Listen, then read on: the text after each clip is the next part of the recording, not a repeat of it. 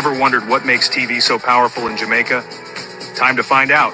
Welcome to Global TV Group 358, where television meets innovation. We're not just about shows, we're about shaping society. In Jamaica, TV keeps you informed, connects diverse voices, and supports democracy.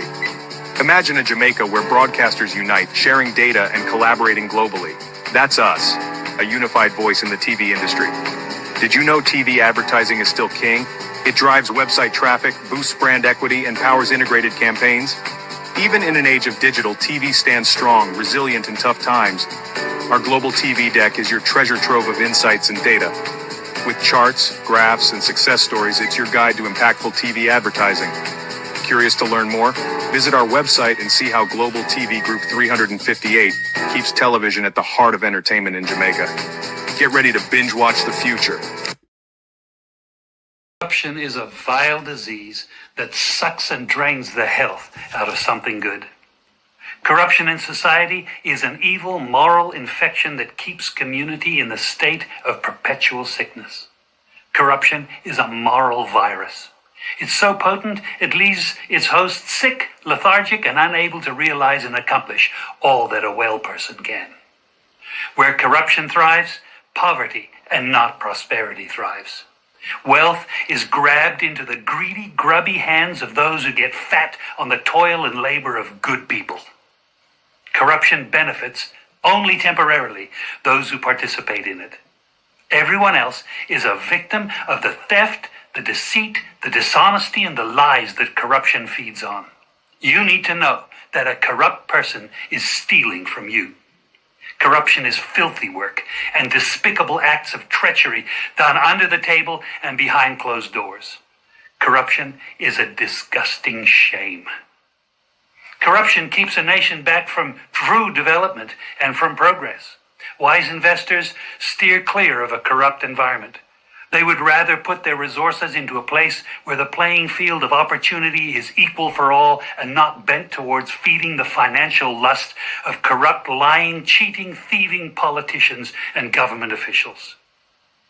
How many wonderful development projects have been lost because the investors didn't want to do business in a swamp of evil? When those great projects go to another nation or to some other place, we all lose. Believe me when I tell you that corruption steals from you, it steals from all of us. Corruption plunders the nation's wealth. Corrupt people compromise on truth, equity, and fairness, choosing instead to feed off the short-term benefits of crookedness, exploitation, and financial perversion. Corruption is not just a personal matter, it's a culture. It's a way of life, not just for individual people, but for companies, communities, governments, and nations. Corrupt nations, hiding behind large companies, will seek to invest in other weak nations in order to take over the assets of the nation that they've invested into. They will provide financial loans to a nation for the much-needed infrastructure, and they will do it with assets that they provide. They will sign contracts by lining the pockets of rotten government officials who participate in this kind of corruption and are then held hostage by their own deceit and greed. Corruption is nothing less than a form of theft and national robbery. A corrupt person steals from everyone in society.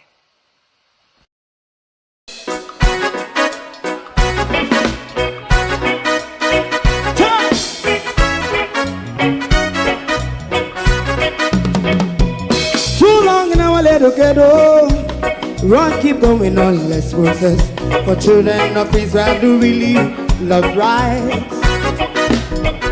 So just as I and I as a watchman around Babylonian walls. Oh, children of Israel, I she never hold thy peace. What wrong is going on? Hey, oh, we gonna bust down Babylon walls. Prepare the way. Prepare the way for your people. Let's go. Fight down war cry. Fight down. Me say Rastafari. War and cry. And do the righteousness. And we love. I will love Jaja. Jah Rastafari. I will love Jaja. Jah Rastafari. Therefore people. Yeah, we love Jaja. We love Jaja. Jah Rastafari. We love Jaja. Jah Rastafari. Preserve for people.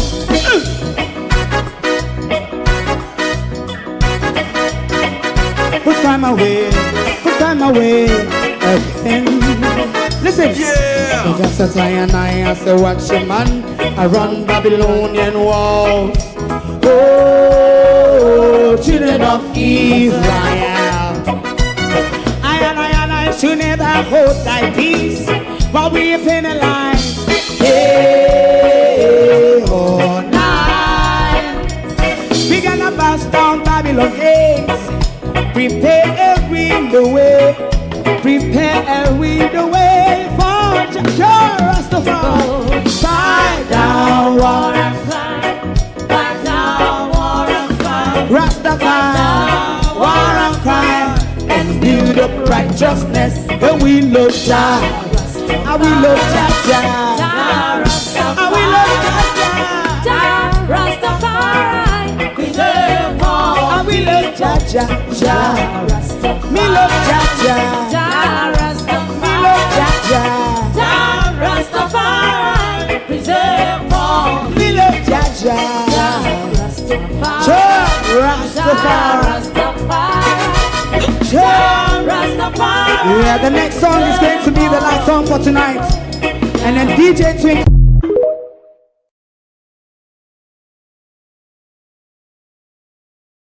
If the Minister of Finance was a donkey, she certainly couldn't carry my load go market. Because by the time me and the minister get to market, everybody sell off and a pack up and come home. It has now become public abuse of the elderly. What is happening with our Minister of Finance is getting more and more embarrassing to our country. A whole bunch of a nothing much brigade. Kamina Johnson-Smith came to the podium today, yapping. Dana Dixon-Smith, blah, blah, blah, blah, blah. I'm nowhere closer to understanding what Dana Dixon or Kamina Johnson-Smith or Fayval Williams is talking about. Absolutely no idea. A government of nothing but fraud. Good evening, everyone, and welcome. Thank you all for joining us. To my community of party and all my family members, platform moderators, membership holders, dear subscribers, commenters, and trolls. Good evening, welcome. Thank you all for joining us this evening right here on Global TV. Let us first apologize to you for this morning's show and explain to you about last night's show. Now, last night, I was watching Parliament. Oh, God of mercy. Oh, I was watching Parliament last night, and I literally was put to sleep by Fayval's performance. I mean, I was trying to stay up through it. I was trying to stay up through it. I mean, Fayval's performance in the House is getting more and more disgraceful. More and more it is showing that Andrew Holness has placed Fayval in a position where she has no competency for. But we will get into that. Because we'll come about, I'm not call Kev Phil, you know. We'll come about a few things tonight. Call those who call themselves journalists and call Kamina Johnson Cement neck Phil, please, because we have questions to ask tonight. Because we want to ask a journalist, I make uno want to shut we up when uno already shut up. Somebody have to talk, you know. Somebody have to talk. One of the peeps, good evening. Debbie Jarvis, good evening and welcome. My mother, good evening. Good evening. Colleen, good evening. Laverne, Suzette Williams, good evening. Miranda Ruddock, Karen Nemad, good evening. Opal Watson, good evening and welcome. Who if you thought about first tonight? There's so much to go around. Let us deal with news issue one by one and tackle them as we go along. Gloria Taylor, Violet Watson, how are you all doing? Me sorry for the country, you know. Me sorry for the country. Cause it only, when I did watch press conference today, me know I'm not tired of the effort just like me. But when I did watch parliament yesterday, our press conference this morning, we will go through the news article then we will put out for, we're going to leave Lady Esmeralda. Paul, how you do? We're going to leave Lady Esmeralda for later. Jesus, it was, oh, God, have mercy upon our country. When we have Ratbat, donkey will all as Methuselah become the Minister of Finance in our country. And people think to say we're on our way to somewhere. But let's go from back and start. Come up. Christopher Tufton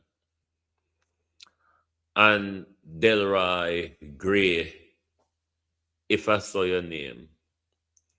Did you hear what Christopher Tufton and Delroy Gray told us yesterday? You not keep up with the news? Did you hear what Christopher Tufton and Delroy Gray told us about Cornwall Regional Hospital yesterday? That Cornwall Regional Hospital was back to a pre-Melissa state. Pre-Melissa. When was Cornwall Regional Hospital functionable since 2017? Anybody else here? Anybody here know? Does anyone here, is there anyone here who is aware of when Cornwall Regional Hospital was functional since 2017? So if we come out and talk about we're back to a pre-Melissa state. Pre-Melissa state for who? We never have bed before Melissa. We never have equipment before Melissa.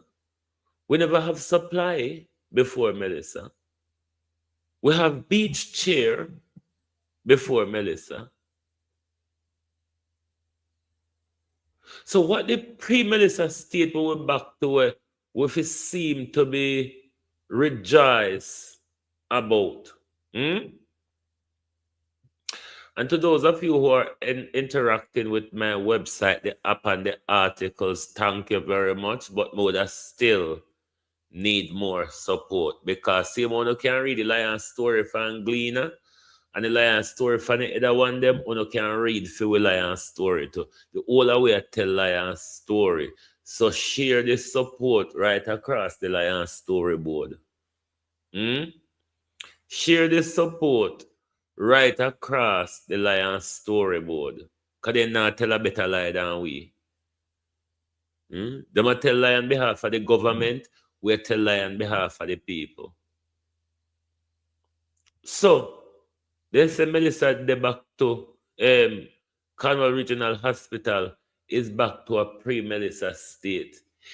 Only if Delroy Gray, I believe that's her name, only if Delroy Gray and Christopher Tufton could come out and tell us what exactly is the pre-Melissa state that you're talking about. Was it something that favorable to the people of Jamaica? Was it something where the people of Jamaica benefit from? The pre-Melissa state was a disgrace to our health care. The pre-Melissa state was a refugee, has been a refugee camp. a makeshift hospital since 2017, drinking money like how vampire drink blood.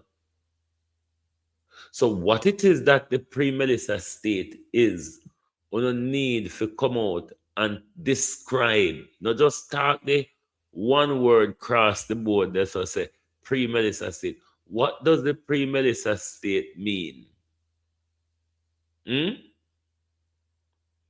This is the broad brush that these people speak to the Jamaica people in.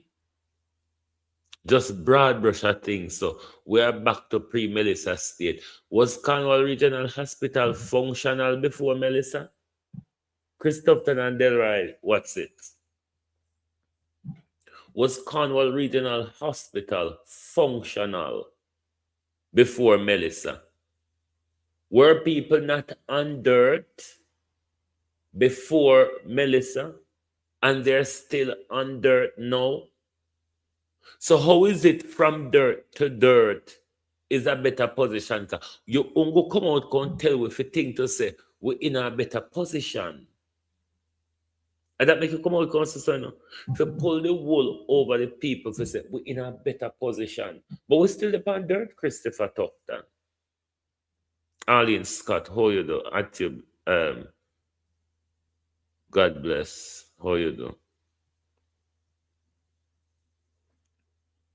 We still depend on before Melissa, we didn't depend on a Cornwall. Before Melissa, we never have better Cornwall. Before Melissa, A&E overrun at Cornwall. Before Melissa, people wait days upon days for a bed at Cornwall. What is the pre-Melissa position? What is the pre-Melissa position that Christopher Tufton and Delroy are talking about? Like it's something for us to celebrate. It's something to alleviate our anxiety of the mess, the crumbling death spiral that our healthcare has become. What is it? Maybe we don't need to come back out and tell because we don't have a way of talking and leave we confused and just walk off left way. But tell us, we are interested to know, Sharon Powell, how you do? We are interested to know what the pre-Melissa state was. And I hope you all read that article that we put out on the pre-Melissa myth that the hooligans are talking about. Evan, how you do? Mr. Fisher Bennett, you there? You're there. Good evening. Good evening. How you do? No. Debian, Wagwan. So I hope we not interact with the information them what we are put out. The information we are putting out, it's not propaganda. AI don't write lie and tell. AI write what is in public domain. The easy jerk, Wagwan, bro. So for them article have no more authorities. Their article have no more authority than ours. So if you read the article and keep on up to speed with all of the galanging what these people are galang pan. All right? So that's the pre-Melissa myth. It's on the Facebook, and that will lead you to there.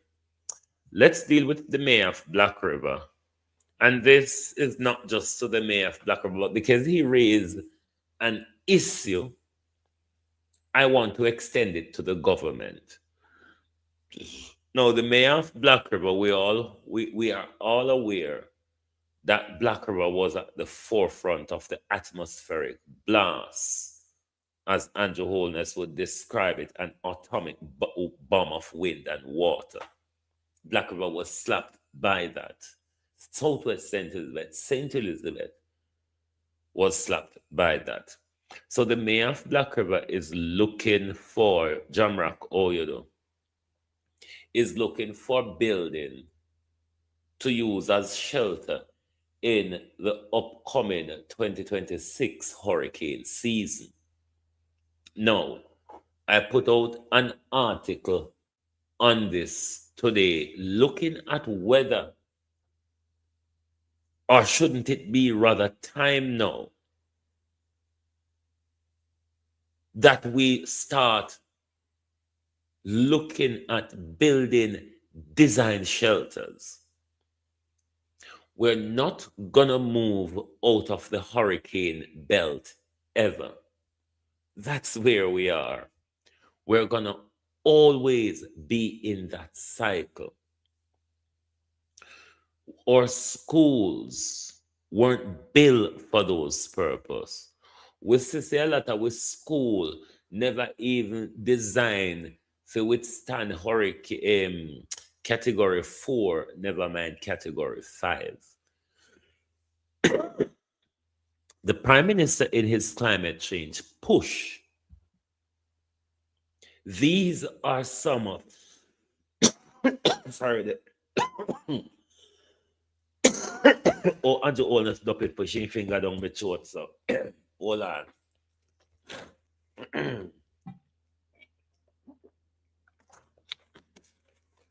The climate change resilience that the Prime Minister regularly speak about, building for the future.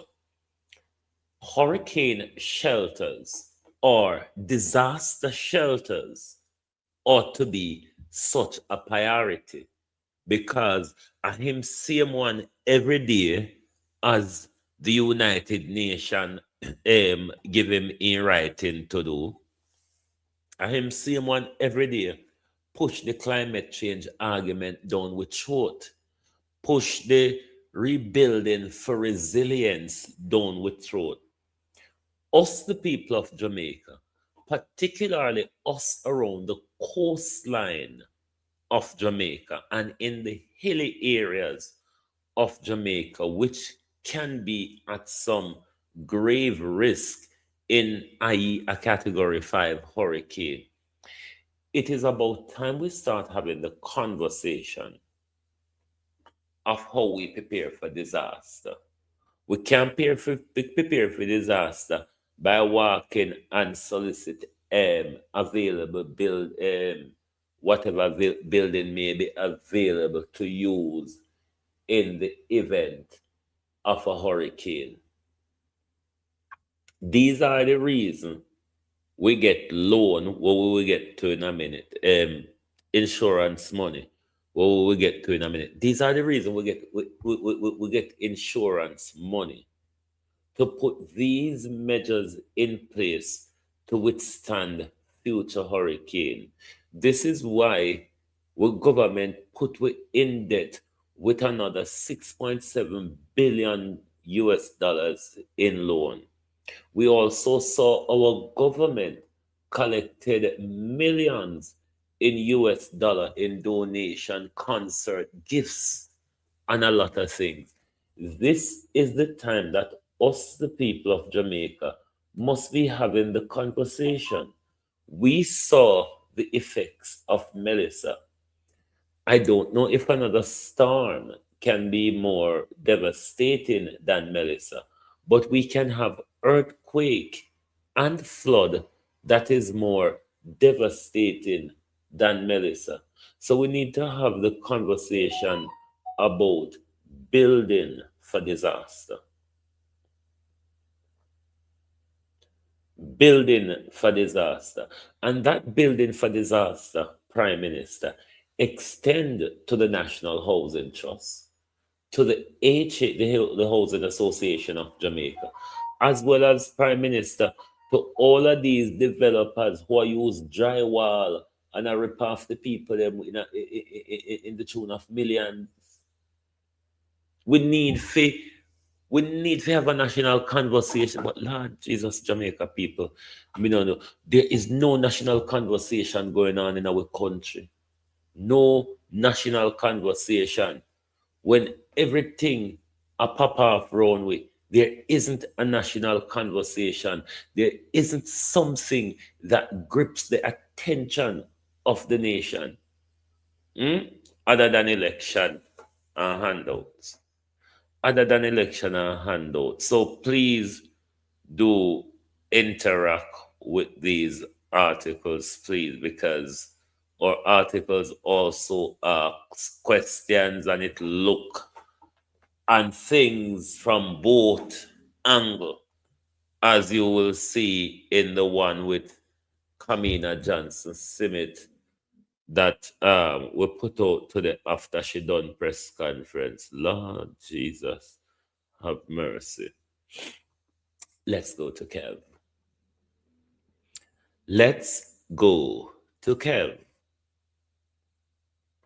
Kev, with the title. Don't you think, Kev, in the eye for an eye and a tooth for a tooth, you should start firing bullets at your officers? It might sound extreme, Kev, but our children that you're firing bullets after are the same criminals, Kev, as your, how would the title say, the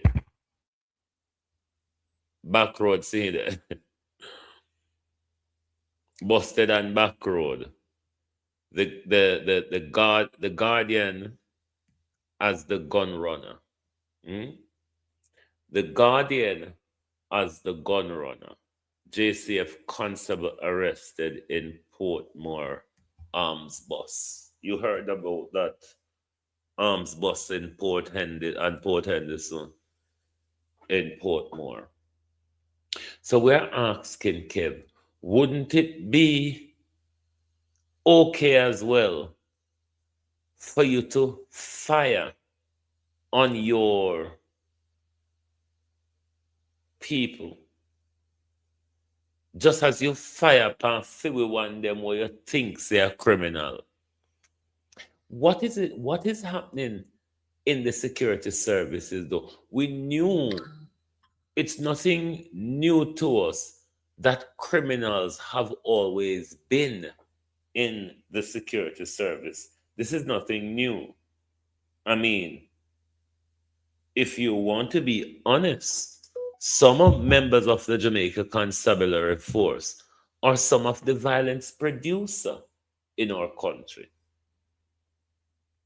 What is it though, where it look like, me don't know if I'm hungry, they're hungry, them greedy like the rest of Jamaica. What is it why your people them a get catch in a gun scamming and drugs, so Kev? I mean, the rate of how things are going, Kev, on our run them boy a street hot with the crime. Kev, the way on our going around corner there, on our get them boy run for them money, Soldier, police, the way on relax with the crime, Kev. Kev. The way on relax with the crime, on all have drugs in our filing cupboard as CTAC. This is how comfortable on crime become. This is how comfortable on crime become. You all need to start firing at your very own. Because just like how we pick them deserve to go up on Checha, the same one them will turn the gun at our children, them can go up on Checha too. And if when they take off their uniform, then become worse than say we pick them, what's the point? What? Me talk this all the time. And Jamaica will never change until these things happen. We have to clean corruption in the police and in government before we can move anywhere forward. This is why decades after decades, we continue to go backward. We also put out an article on the corruption perception index where we remain at 44, still no changes for 7 years. You can understand why, isn't it?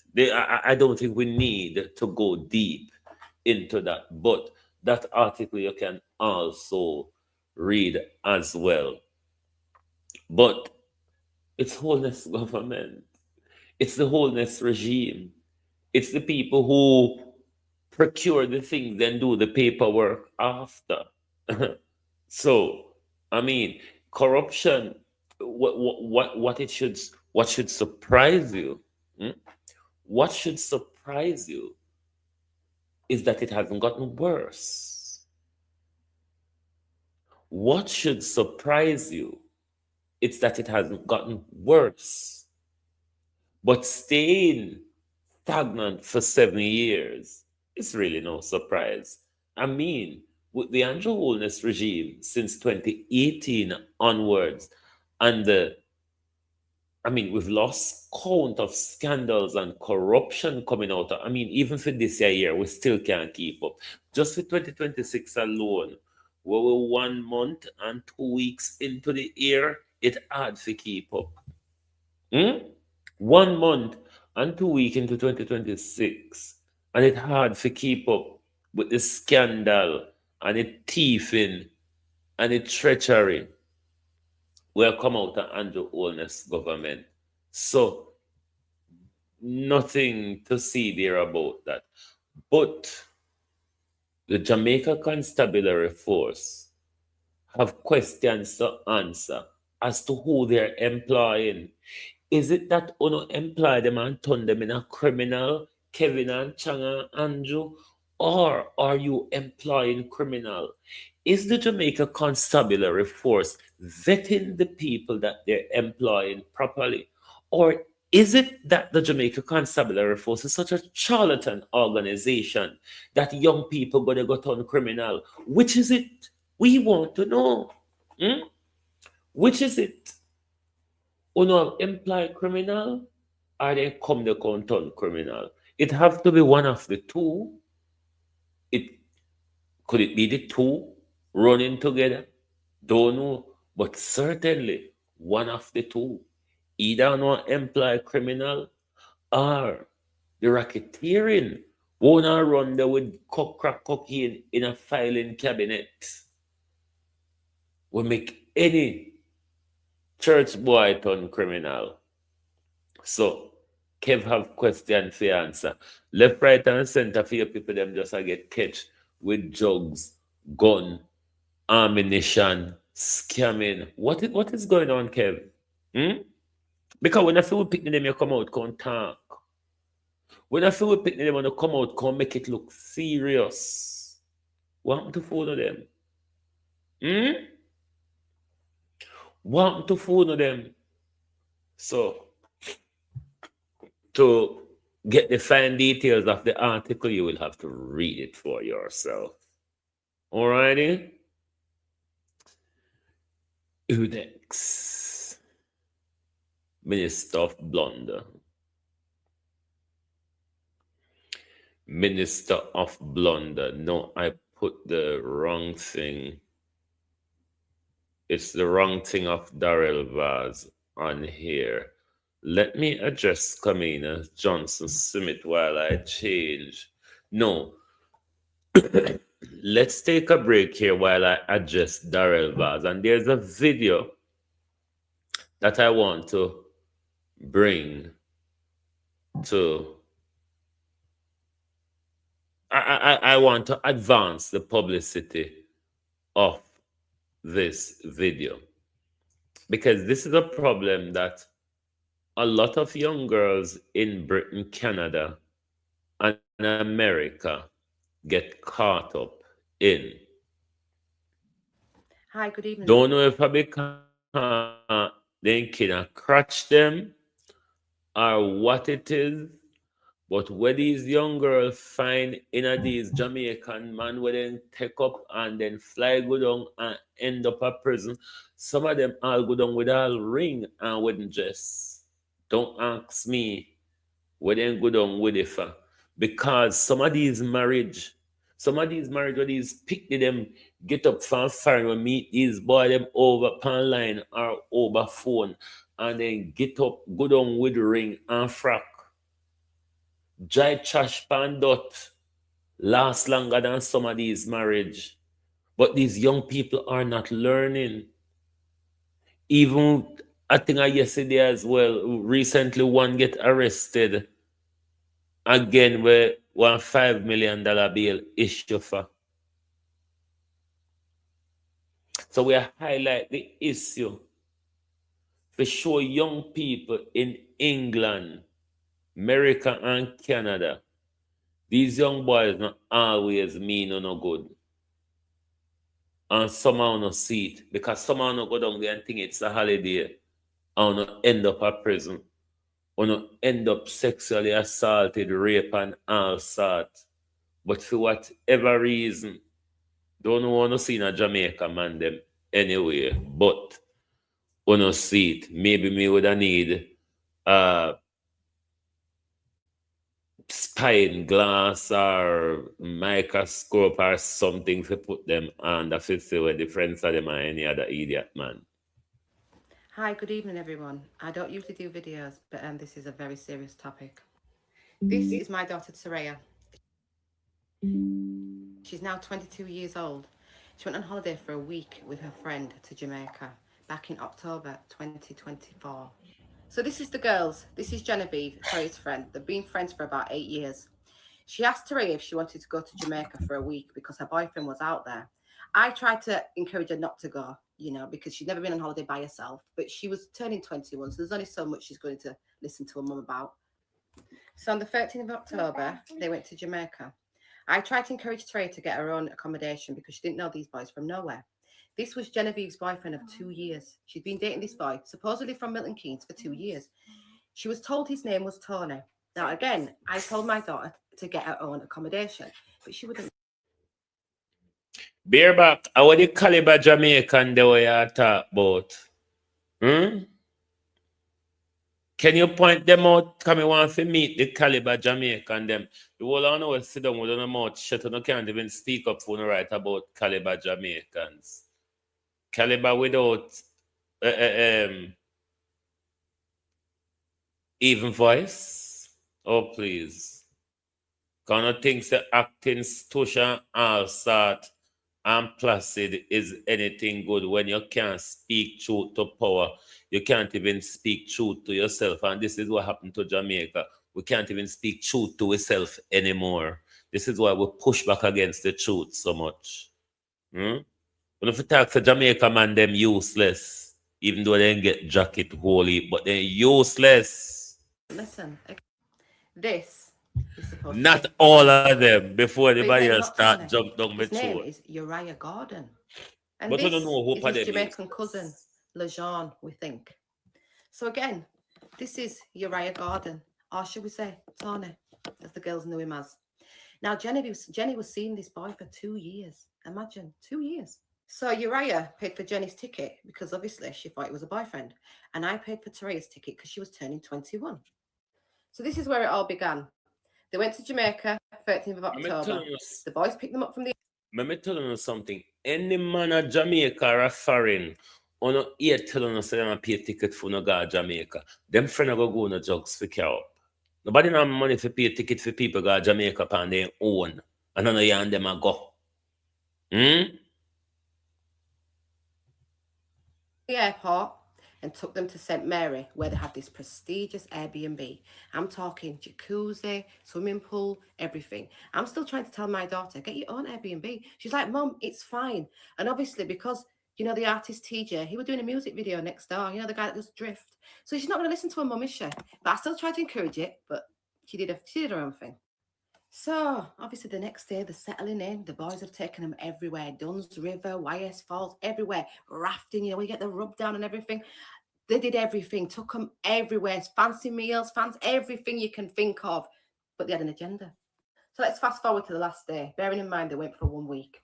Before my daughter went to Jamaica, I spoke to her clearly. And I told her, do not be carrying nothing from Jamaica. Don't even think about it. Anyway, Jenny's boyfriend, you know, 2 years. He's saying to her, oh, will you bring these trainers back for my cousin? So Taraya said no, but they pulled on her heartstrings. So obviously she agreed in the end. So Jenny had 5 pairs and Taraya had 3 pairs. So this is where the nightmare began.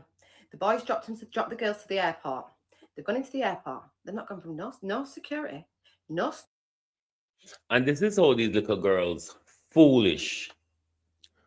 Who don't know buy shoes from Jamaica send come to England? When Jamaica people always are beg England people shoes. I mean, you see when you claim someone in love, that's why they say love is blind. It's not that it is physically blind, but it's blind your spiritual eyes. It blinds your discernment. Who buy shoes from Jamaica send come a foreign? Sniffer dogs.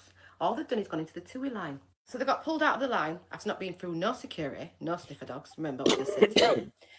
And they've asked for the passports. So obviously they're a bit shocked what's going on here. The officers have opened up the suitcases and then pulled out the probe, picked up a pair of shoes and obviously swabbed it. And it's come back positive for what? You know what? I don't need to say it on here and get banned. Anyway, the girls were taken into custody. They were held at the Cambridge police station in St. James, Montego Bay.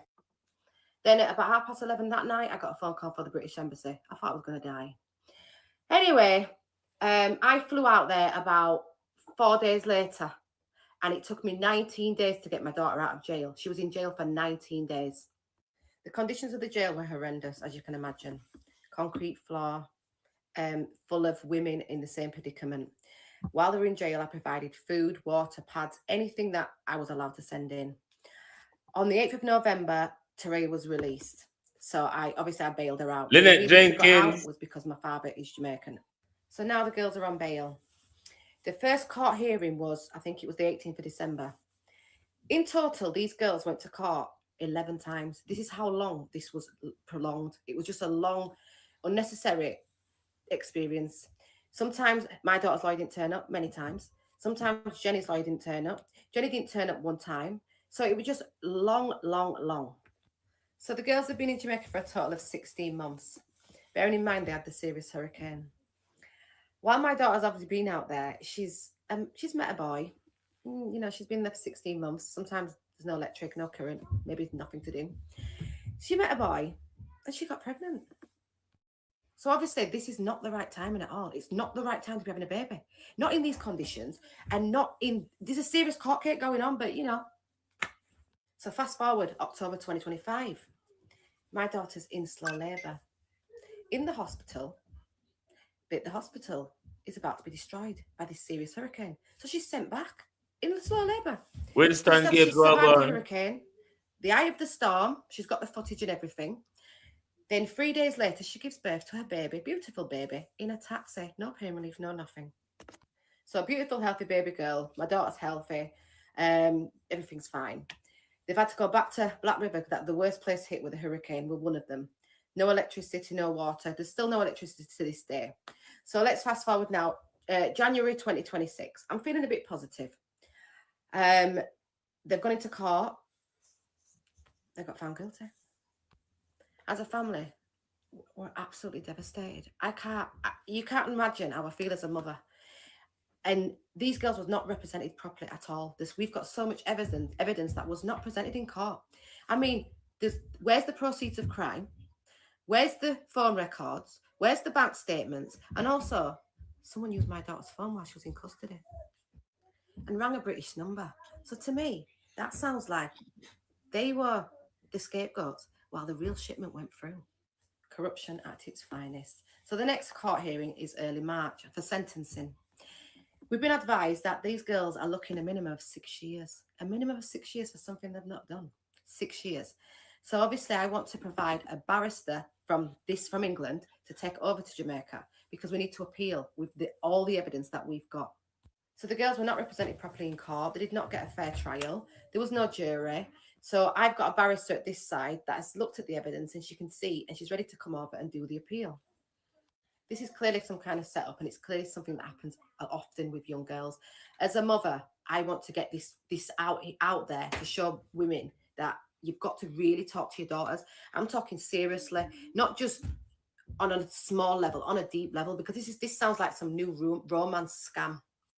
I cannot sit back and watch my daughter go to jail for something she's not done. This has been the hardest 16 months of my life already.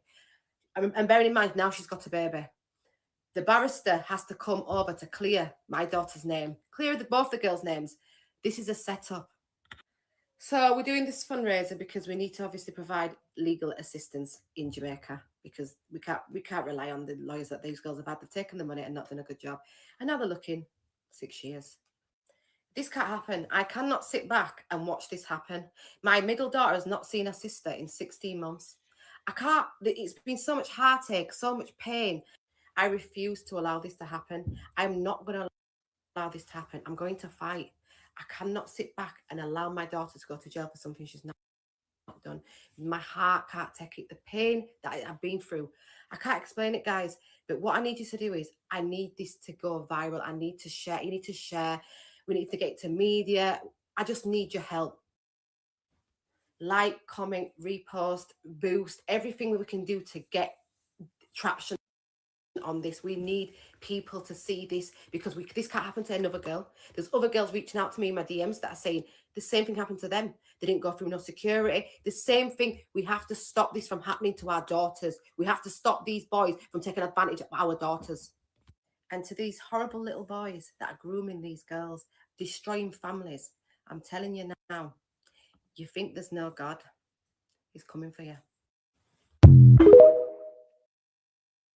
I call it reckless in love.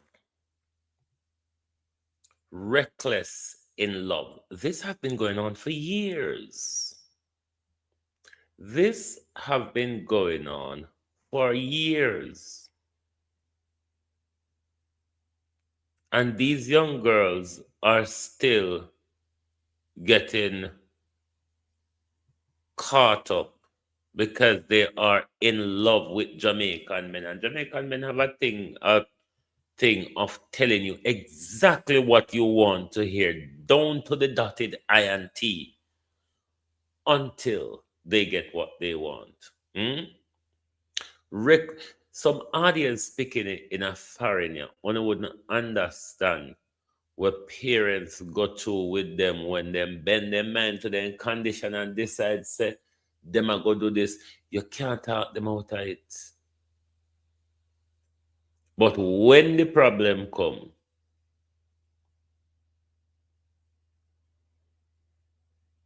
parents have to take it up with them.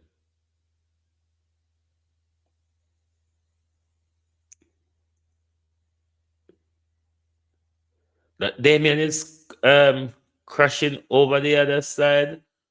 What that mean?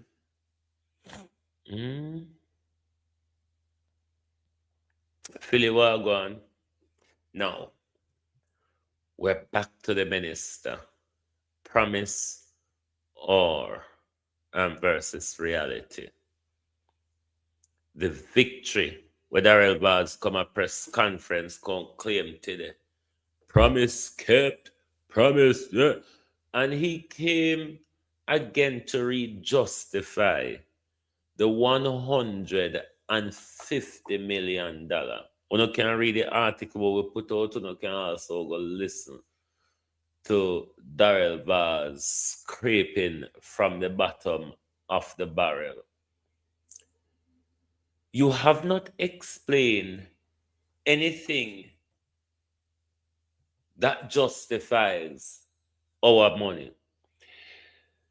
Sharon Bernard, how you do? But if you see you come out a claim, say, promise made, promise kept. St. Elizabeth people don't feel so. Or the 17,000 or 7,000 or how much, 1,000 it is Jamaicans that are without electricity.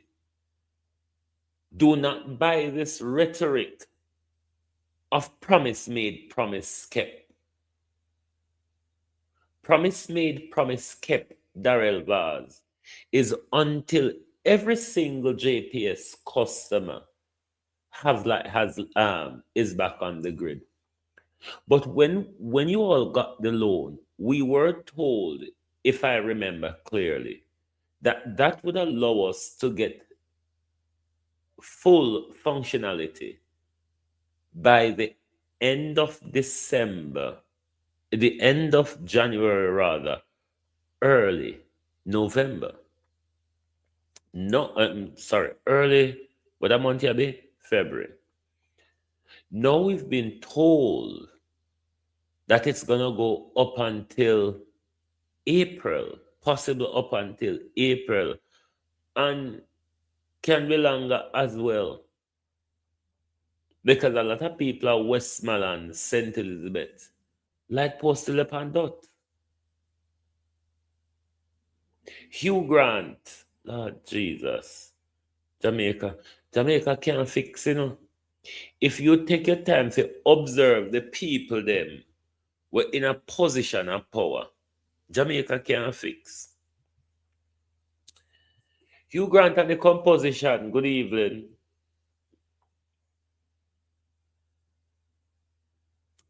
And you not even come up to the standard of writing essay, Hugh Grant.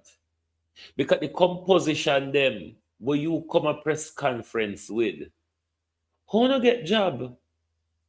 No, how no get job? When you come with a grade 4 composition to a college, how it work? Did anyone see what's him call it, Grant? I mean, he is as bad as Fayval, isn't he? Hugh Grant.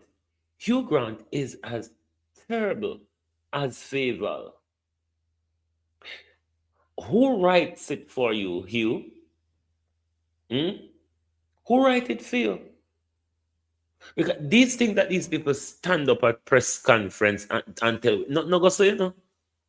Nothing don't go so.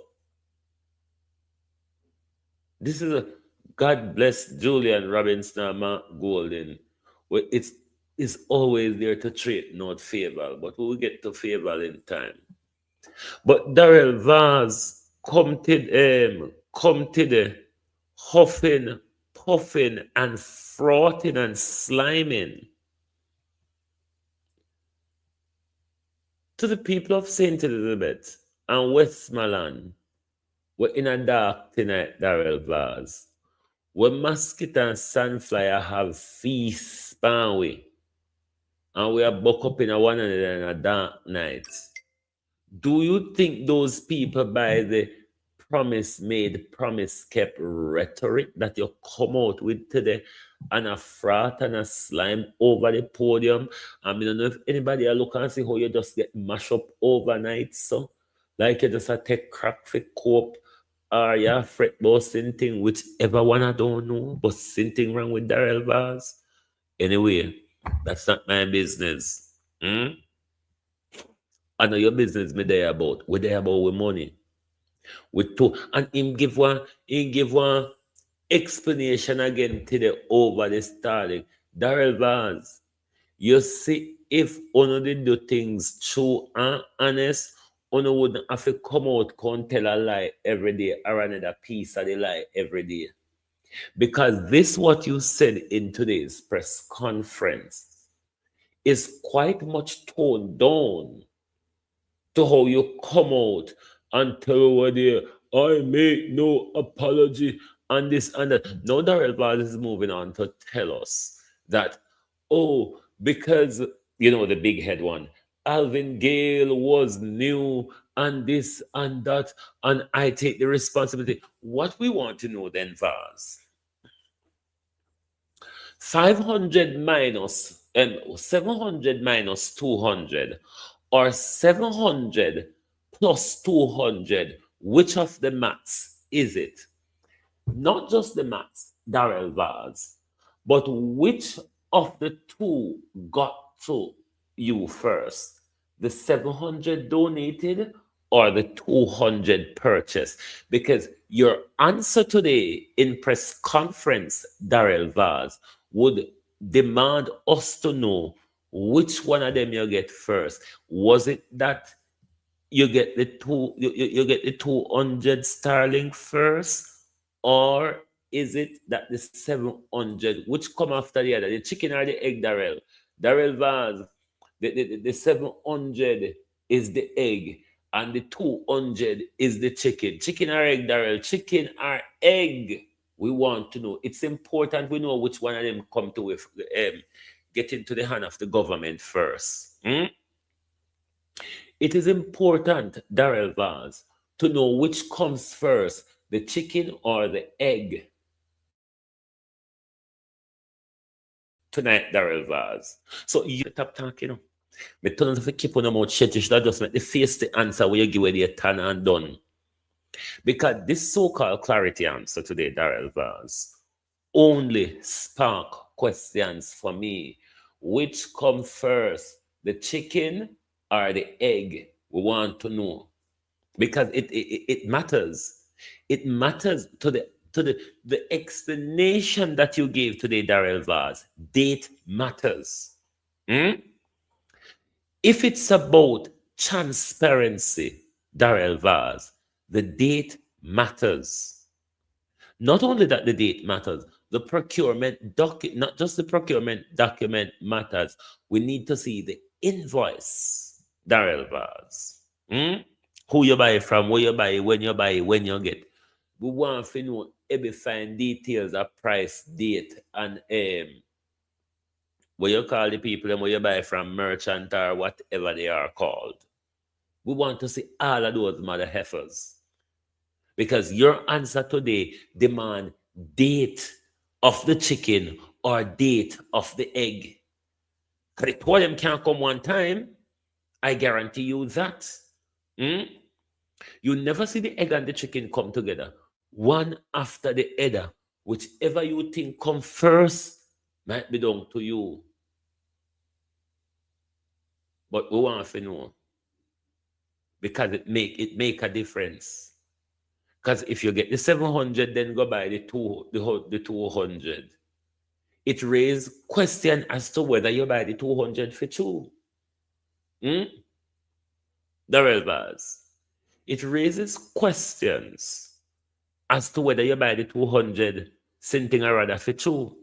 So we need to know the date how the 200 Skylink get to Darrell Vaz. And we need to know the date where the 700 Starlink get to AdPen. It really matters. Your answer today, Darrell Vaz, demand date clarification because that would bring more transparency to the matter. And that would help us to understand, was our money wisely spent? Was the breach of procurement and going around AdPem and whoever was to do the procurement, was it justified? You idiot. So please provide us the date, Minister of Dendera. Provide us the date. And make we see if we put the story to bed or if it indeed spark more question. But the date for me, when me hear you thought fraud through your mouth corner to the derivative, I said, Jesus, look how the date them jump out of my mouth. Look how the date. But may I take a break to lash journalists left, right, and center? I may not have beat them yet. Listen here. Church is a congregation. School is a congregation. A shop place where you say, man, hang out and play domino or drink and listen music and smoke is a congregation. It is what the press conference or the press briefing, the weekly press briefing in our country has become a congregation. Nasty, dirty journalists, all on me attack with no exception. Nasty, dirty, clearly sell out on herself journalists. Dirty not have no integrity. On your knees. Oh no, the Andrew the pan for him knees. Oh no, fall prostrate. But no get up a press briefing a bit fa. Cause uno go there, uno either nah or can't ask no question. I'm not quite clear which is it, if a nah or can't. Something is happening at this press conference. Let us go to Kamina Johnson-Smith. We now go bored, with the video of it. The article that they want can go read. Important. Because the article them not tell no lie, tell you exactly what happened, and it critique everything properly. The Cuban fuel crisis. Strategic ambiguity or transparency. Kamina Johnson-Smith came to the podium today. I don't understand what she was saying. I can't translate fuckery. I tell you that for free. Just cannot do it. But she was talking load of gibberish, gobbledygook, and oh, God of grace, what is happening in our country? What is happening in our country?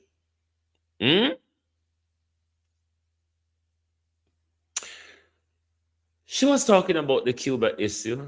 Don't understand the point she was making, especially when she was talking about our student, about 300 of them who are studying in Cuba. It seems that the Kamina Johnson-Smith is just throwing back all the responsibility to the student and their parents. Assess your situation, consult with your parents. It goes on. As the Minister of Foreign Affairs and Trade, I really didn't expect better from her or much more from her, given that she was representing a prime minister on bended knees. So she now can't come out with anything better than that. So you have to sit with her there. So, albeit her neck longer than her hand, you have to sit with her. My bigger problem that I had when it came to time to question Kamina Johnson-Smith, she come about the Cuba issue. The update what she give never make much of a sense, never give no clarity. I don't know if anyone can be more vague than Kamina Johnson-Smith. I literally don't know if any other person can be as vague.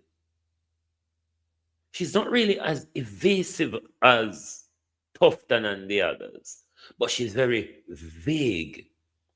And one of the things Kamina Johnson-Smith tends to do, whenever time Jamaica needs to answer a particular question, Jamaica turns to the curtain of CARICOM. Run right behind the curtain and say, CARICOM's position. What is CARICOM's position? Because CARICOM do not have a united position. CARICOM position not united. Because there's a lot of social democrats in office that is not in line with Andrew Holness and Donald Trump galangin. But the dodging behind CARICOM position is what Kamina Johnson-Smith now become known for. This is a good article to read as well. It's a critical analysis, so I may think to say at some point, me depend Kamina Johnson-Smith side, but that's a critical analysis where you have to look on the pros and cons and the good and the bad. She's not been honest. That's a fact. We know that. Can she say what we want her to say, though? Absolutely not. Because she's representing Andrew Holness. She's speaking on behalf of Andrew Holness, who has taken a position that's not an unspoken position, but a position that is activated. But Kamina Johnson-Smith said Cuba I lie the older way I tell Cuba never buy no oil from them, which means that the ship never turn back empty. So Kamina Johnson Smith say. The bigger part of today's problem with the Kamina Johnson Smith statement. Only one person, two people ask question. Mahiri Stewart from over Malvinas and Jamelia Maitland from TVJ. Lady Malvina, daughter Maricia, asks about the US visa processing. Jamelia Maitland from TVJ asks about the Cuba oil vessel. So that's all I know. Of all the journalists in the room, nobody. So it begs me today what jump out at me. Is it that they don't want to ask or they cannot ask? It cannot be that even clarity on the want on the issue. You have the chance to be in the room, a room of bullshit, mind you, but you have the chance to be there. Don't know if you are the tissue or the toilet brush. You had a chance to be in the bowl of shit. You got the chance to answer question, ask question. On a walk out of the room without asking, I don't understand. And they don't have the right to come face it with we. We don't have the right to come put we in our cage. We don't have the right to come treat we as others or those over there. I hate me talk the right. Thank God for AI.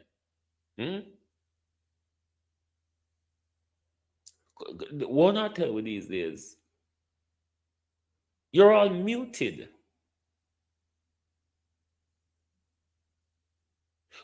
Jamaica is a dictatorship. When you get up at the press conference, so in a dictatorship, the government and the cockroaches them come to the mic and them talk and we accept say so you go. You don't need to go sit down in the room. Because going to a press briefing as a journalist is to ask questions, is not to hear. You could have stayed online and hear just like me. A foreign media hear everything. A foreign me listen it from and write about it when I'm not done. And me not say wanna write about the nonsense. Wanna go there go ask today. So wanna go there for? The purpose of going to a press conference is not to listen, is to ask questions. It's really not to listen. So Andrew Holness and Dana Dixon call on to sit down in a chair with makeup on her face and air condition to listen. And then walk out and you don't even have anything to write about. You don't even have anything to broadcast. What are you going to go do?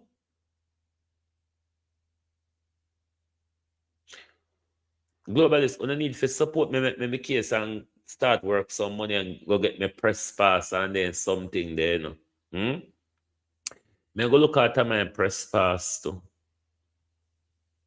I'm going to look after my press pass. I'm qualified to be a journalist. One of the career paths for anybody who got law school, politics, business, journalist, or a legal profession. So me want my press pass so me can go in a press conference. Go either ask the question, fling shoes out of them like the Iraqi man did do with President Bush, or them draw me out. But you don't go to press conference, you go sit down and listen. Then you just come out and you don't have nothing to tell me. So what the news carrying is about? Because news carrying, when you do news carrying, you can't go sit down and listen. When somebody tell you something, you got to tell back somebody else. And this as a news carrying, but who not tell we say? Uno go fi go catch the news, you know. Hmm? Uno go fi go catch the news and uno don't come back with nothing. So suppose I did food, hungry would have kill we. Hungry would have kill we if a food when son no go look. So please read this article to catch up with Kamina Johnson brouhaha today. But nothing that Kamina Johnson Smith said, I don't know. Maybe that's why the poor journalists them can't write about it, because nothing understandable was said. Or she said nothing that I understand or got any clarity from. Even from an asked question, even though Jamila Maitland squirted around the question to get it to her. Kamina Johnson Smith just go behind CARICOM and everything else she can go behind. But we're not getting any answers in this country. In our beloved country, we're not getting any answers. We're being dictated to. People do things and we have to accept, say, I saw it go.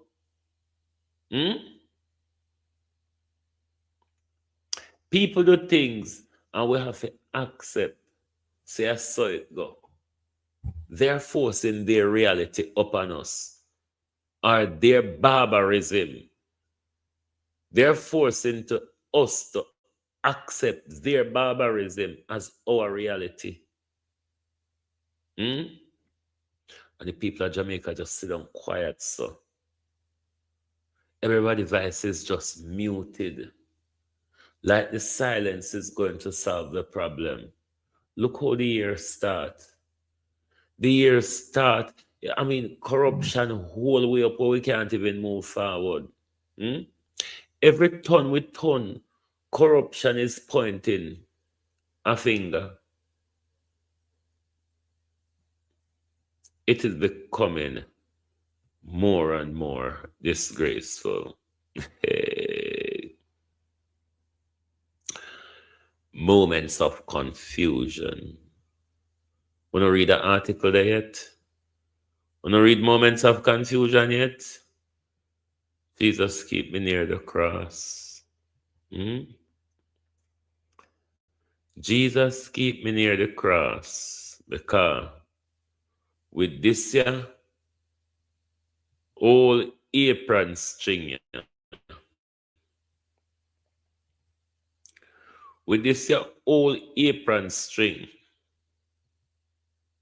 Can somebody send Fayval home, please? We should have something like the 25th Amendment. Even though the 25th Amendment don't make no sense in America, you know, because see, America is run by a mad pedophile, a child rapist. So the 25th, but we need a mechanism to remove Fayval. And not move her for just the unprofessionalism, you know. Maybe if it was just the unprofessionalism, we could try help and fix her up. The embarrassment. We can't, you know, like how we could have walked and boast for Nigel. We can't even call Fayval name a road. Me say, like how we could have walked and boast for Nigel. Say Jamaica have a pinker farm. Minister of Finance. We can't go road, go talk about Fayval, make nobody hear, you know. Next thing you know, then look and we like we're idiot. Lady Esmeralda. I rise this afternoon to pilot the Asset Tax Specified Bodies Amendment Bill and the Income Tax Amendment Bill. Bills that respond directly to A, the unprecedented national emergency created by Hurricane Melissa. I used to say, if I hear AI one more time, I'm going to lose it. But Monday.com is super easy to use and no problem, no problem. And B, address a long-standing administrative issue relating to the operation of the income tax and asset tax systems, reflecting this government's commitment to fairness, compassion, and sound fiscal governance.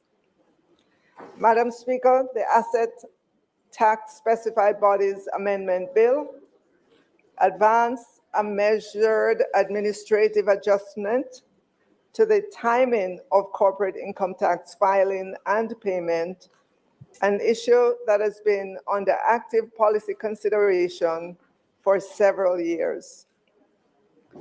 On the other hand, the Income Tax Amendment Bill provides a targeted, time-bound response to the disruption caused by Hurricane Melissa by ensuring that employer-provided disaster-related support to employees is treated appropriately under the income tax framework. Madam Speaker, in outlining the provisions before this Honorable House, I will first, Mr. Speaker, in outlining the provisions before this Honorable House, I will first address the measures concerning the filing and payment of corporate income tax, then turn to the amendments governing disaster-related income tax treatment.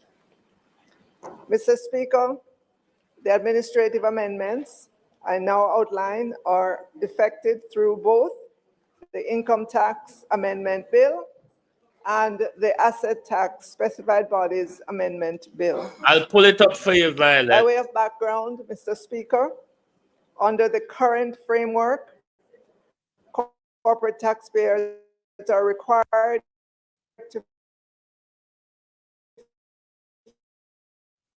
finalize audited financial statements within a relatively compressed period following the end of the year of assessment. This timeline has long been recognized as a sustained source of compliance pressure for corporate taxpayers and accountants.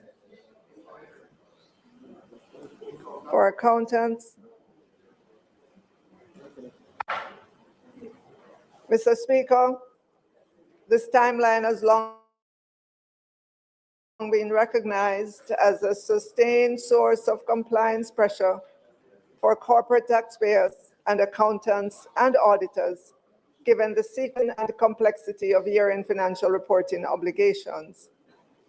The issue of adjusting the annual filing and payment date has been under active consideration since 2021, including a formal proposal raised during the 2021-22 budget debate and a subsequent reference in the Minister's opening presentation for the 2025-2026 budget. The current fiscal circumstances create the opportunity to advance this reform in a careful. The Income Tax Amendment Bill and the Assets Tax Specified Bodies Amendment Bill provide for a limited adjustment annual filing corporate income tax, moving the final return and the payment date from March 15th to April 15th, beginning with the year of assessment 2025. For administrative consistency, the Assets Tax Specified Bodies Amendment Bill aligns the filing and payment date for assets tax with the revised corporate income tax timeline, recognizing that assets tax assessments are derived from the same underlying financial statements used for income tax purposes. Mr. Speaker, it is important to emphasize that this change is deliberately narrow in scope. It applies only to corporate income tax and assets tax and does not affect pay-as-you-earn individual income tax obligations or the existing quarterly estimated income tax prepayment schedule. The amendment is intended to reduce compliance pressure, to align revenue realization with fiscal planning, while remaining fully consistent with government.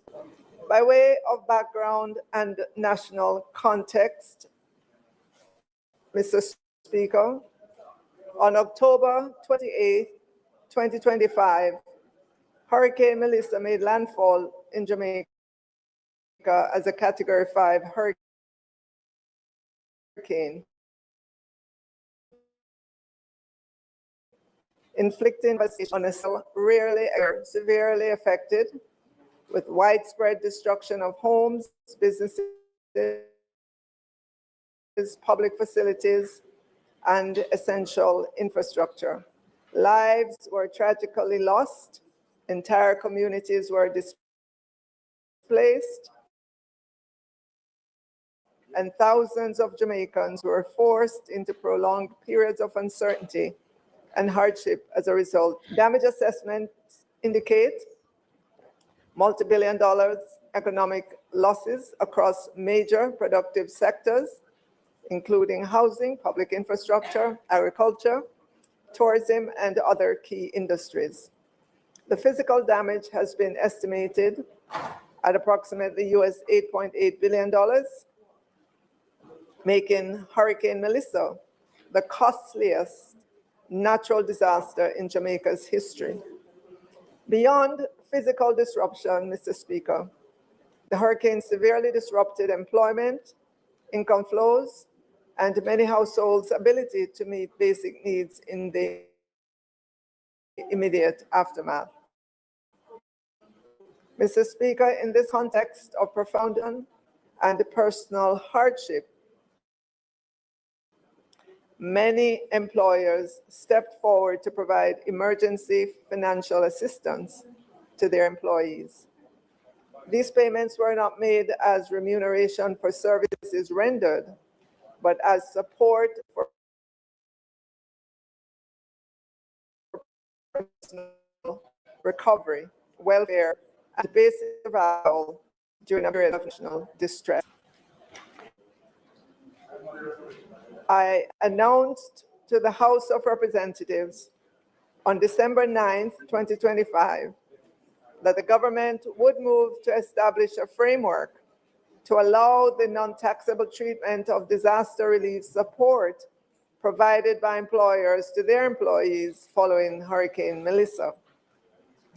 That announcement, Mr. Speaker, reflected the government's clear view that the automatic application of the tax laws should not diminish humanitarian assistance in response to a declared disaster. Mr. Speaker, the income tax adjustment bill, now before this honorable House, gives legislative effect to that commitment. It converts a necessary policy response into a clear statutory framework, provides certainty to employees, employers, and administration alike, while ensuring passion, fiscal responsibility are properly aligned in law. We have got to the point where literally anybody can build a fully working app without knowing how to code. This is based. Mr. Speaker, this honorable House is reminded Violet and of the section everybody, 2(1) I of the have Income Tax Act pinned the link to my main that Facebook emoluments are defined profile broadly to in the top include of your salaries, chat. If you wages, hit fees, that link, it will take any you other straight benefits to arising from my main employment, all profile. of which are ordinarily subject to tax. Additionally, outside of the minister's discretionary remission powers under Section We're going 86, to move this a little forward to Julian.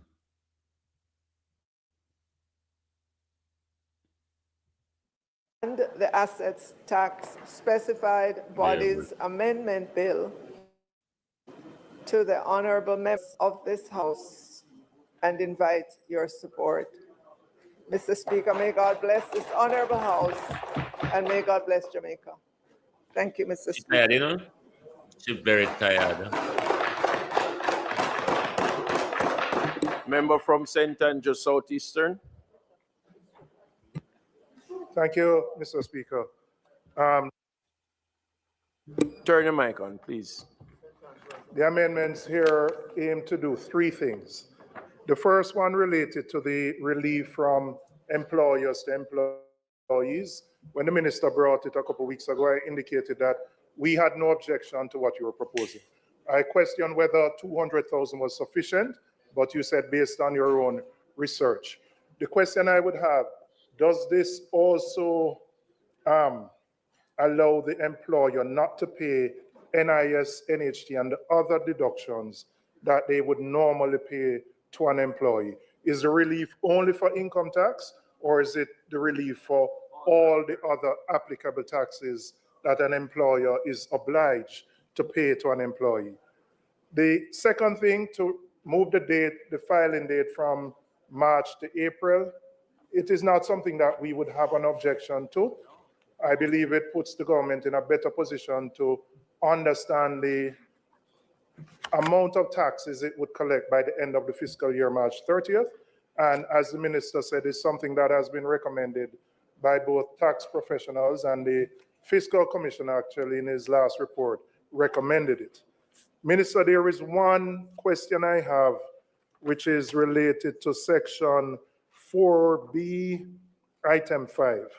And the section reads, every person delivering a return of income shall include with the return a statement in the prescribed form or such form as may be agreed by the Commissioner General of the tax chargeable on that income under this act, indicating how much, if any, of that tax remains unpaid, and the tax so indicated as unpaid shall be treated as if it had been the subject of a notice of assessment served on that person. I just want clarity here. Are you saying that when you file, and if you have not paid everything, and you so indicate, you will automatically be the subject of an assessment by the tax authorities? I'm just seeking clarification on that section. But the other two, as I said, we don't have objections, but I would like you to indicate whether the other taxes are, the employer will be relieved of the other taxes. Member from West Central, St. James. Thank you, Mr. Speaker. Mr. Speaker, as I said earlier, this bill entitled an act to amend the Income Tax Act is seeking to do a number of things. My contribution will be limited to the provision for relief in respect of Hurricane Melissa. Mr. Speaker, the minister is being empowered to exempt from income tax certain payments. It is unusual to set out in the primary legislation the details that are set out here. And if you look on the scheme of the provision, you see already where the minister is empowered by order, subject to affirmative resolution, to exempt certain payments. What is in the subsection could not be construed as including the sums that are specified. And I would like to propose for the minister's consideration an amendment to the provision to make the provision general and to enable any subsequent relief that is to be granted after decision is taken to prevent the need to amend the legislation again.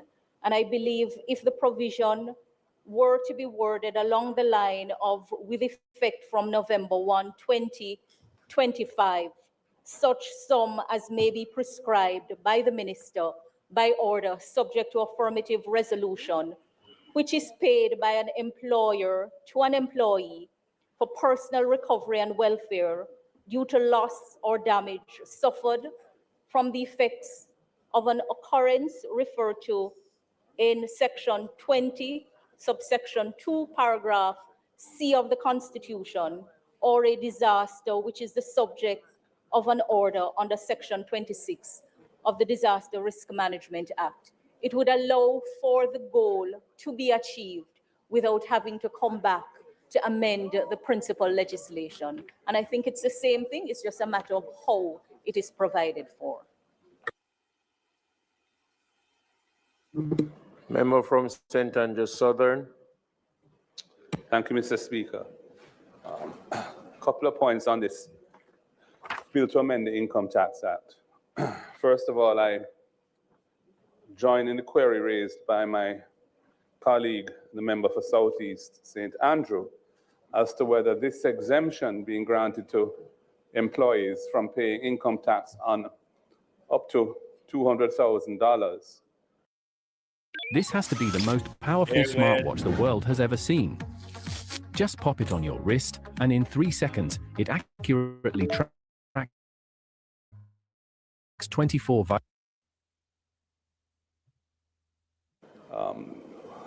whether any similar exemption will apply to other statutory contributions and obligations that apply to payroll, such as NIS contributions, NHT contributions, HART, which is an employee cost, and so on. This would only apply to income tax. So if it is not done with the others in mind, the employee would still potentially be liable to pay contributions under $200,000 under those other laws that govern those matters.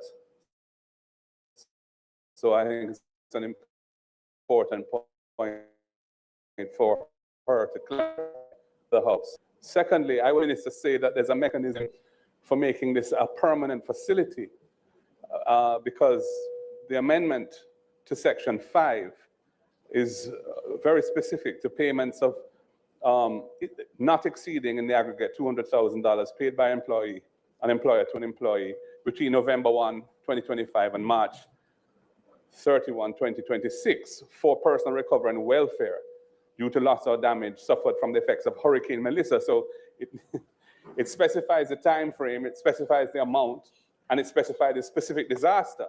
So this is obviously not going to impact future events where the government may wish to provide similar relief. So I would Marlene, I make it general so you can apply it in the future. It's hard to follow it orally, but you know, the approach being suggested that would provide a mechanism in Section 51C4C to allow the minister in the future, by order, subject to bring it to Parliament for affirmative resolution, to implement whatever may be the appropriate level of relief in those circumstances in the future, without having to come to amend the Income Tax Act again to do so. Just to explain to you how legislation really working on this, and what Marlene is saying, it makes sense. What Golden is saying also makes sense. As Marlene is saying, rather than writing the law in specific to Melissa, no, and it would only apply to Melissa, and if another disaster come, you have to amend the law. In lawmaking, what would be required here is that a section, say Section 5, which them a debate, give the Minister of Finance power in a future disaster to bring an order or a resolution to Parliament to do exactly what she's doing now in Melissa, which wouldn't require going through this lengthy process as they are now. So what both Golden and Marlene is saying makes sense, because as it is written now, it would only apply to the Melissa relief, whereas if a disaster come this year, touch wood, don't happen, them would have to go through this process again.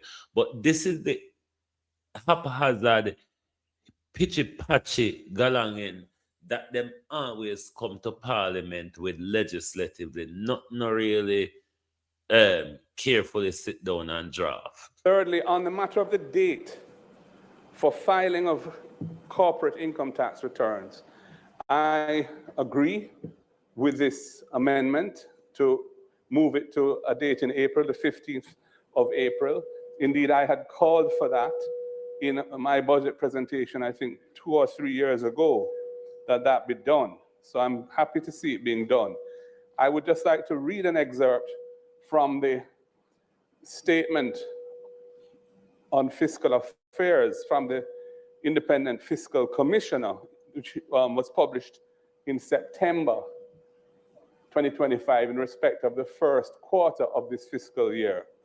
And he said, and I quote, "Of note, the fiscal balance and primary balance, i.e. 0.2% of GDP and 5.4% of GDP respectively, were broadly in line with their corresponding programmed values under the third supplementary estimates and the initial budget.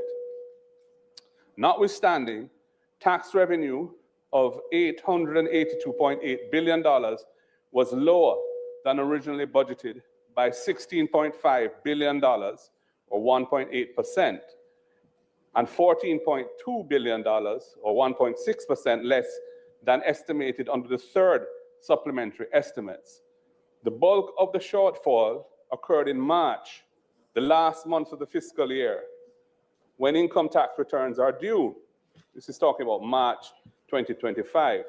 It is against this backdrop that the Independent Fiscal Commissioner reiterates its call for the government of Jamaica to shift the due date for tax returns from March to a month in the first quarter of the fiscal year to better manage the risks associated with revenue shortfalls.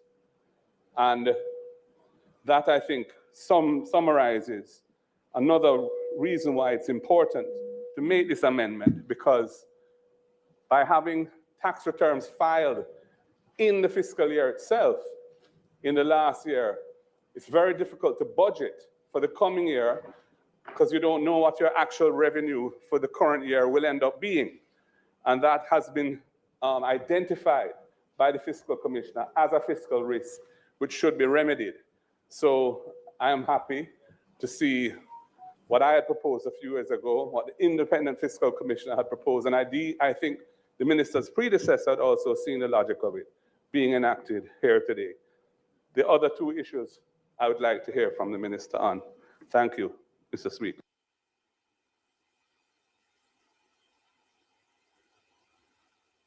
Minister. Minister. Apparently, you can go from 0 to a complete site in just a single prompt with Wix Harmony. I don't know if this is going to be possible or vibe. Sure. Thank you. Thank you, Mr. Speaker. With regards to section 67B, the member asked about whether or not those who file, if they have tax that remains unpaid, would they be assessed? And no, it is not about an assessment. It's about the making sure that, hold on the date.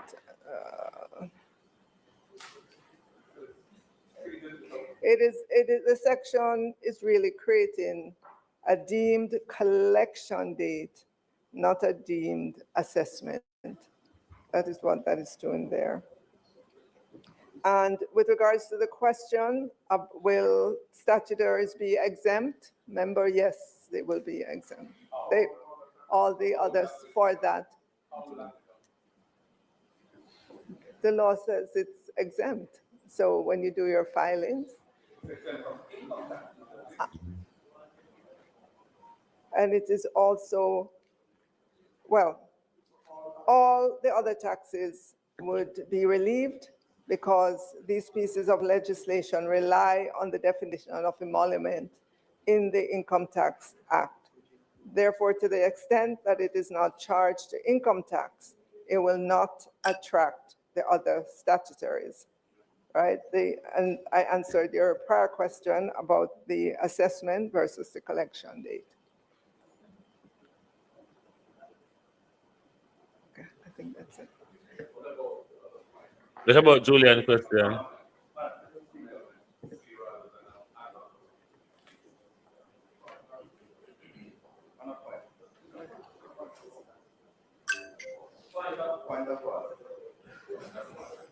You're, go ahead, let me hear the point of order.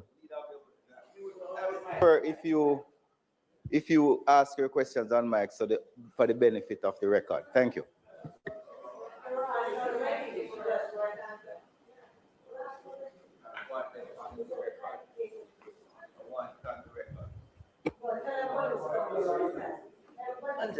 Angela, why are you so miserable today? Every day. Did you not speak last night? Every day. Angela. Member Brownberg. Member Brownberg, not Angela. You don't get called by your first name in the parliament. Member Brownberg.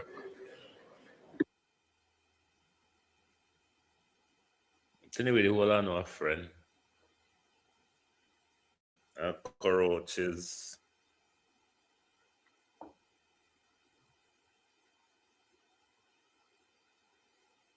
Isilda, how are you? Come Fayval, answer me go on about my business. Okay, not really there, I do nothing. She gonna look help there. She gonna look help.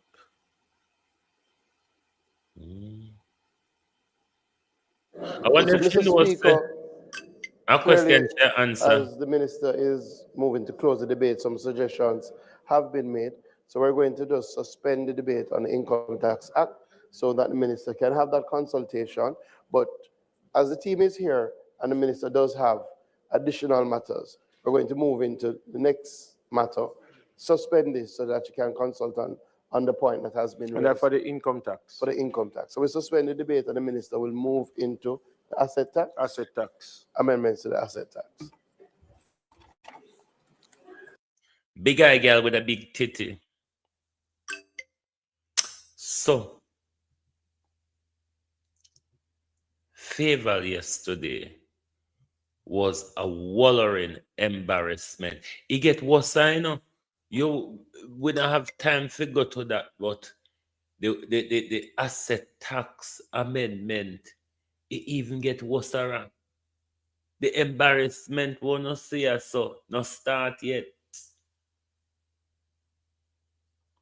I think it's abuse, though. The embarrassment that Fayval has become in our country, it is an abuse to her.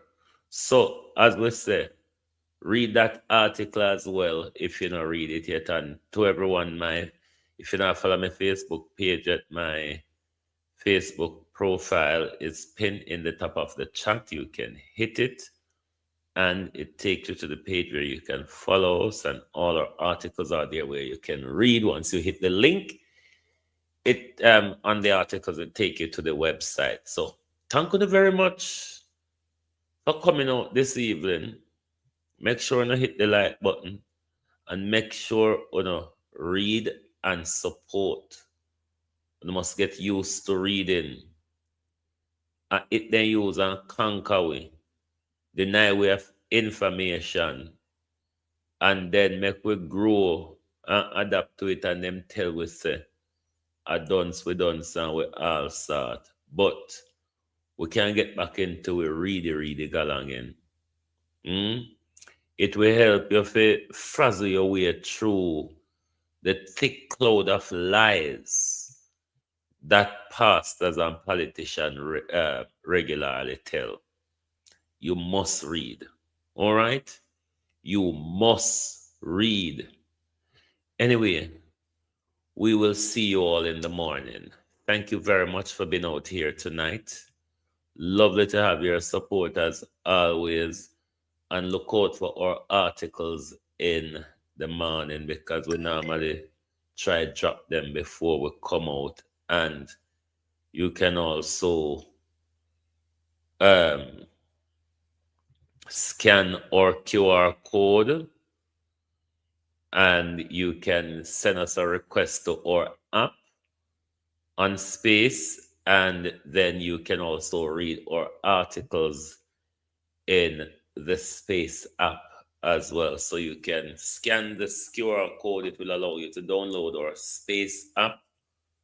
Once you download it and sign in with either your Google account or your Facebook, it will allow you to send us a request to join the app, and all our articles published, you will receive them in the app. So thank you and good night from Global TV.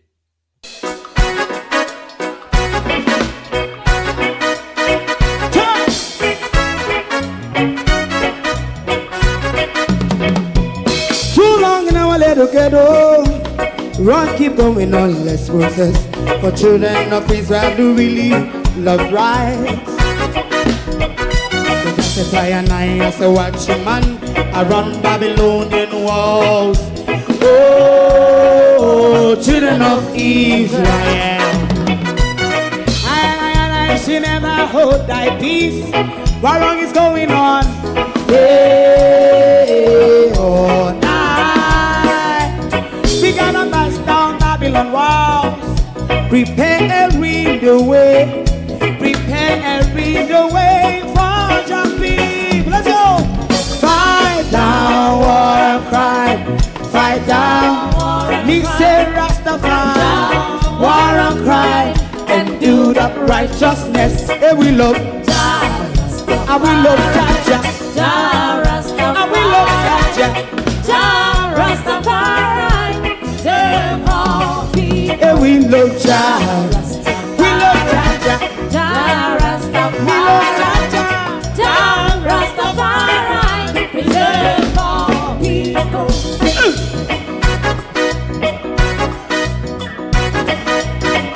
Put time away again. Listen, yeah. Just as I and I say watch a man around Babylonian walls. Oh, children of Israel, I should never hold thy peace while we penalize. Hey, oh, night.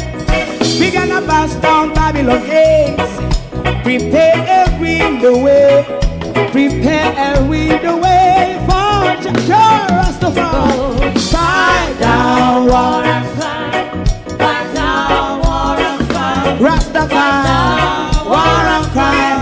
And build up righteousness. And we love Jah. And we love Jah.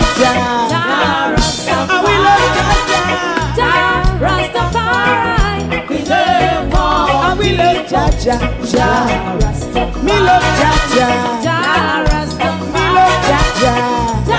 Rastafari, preserve all. Me love Jah.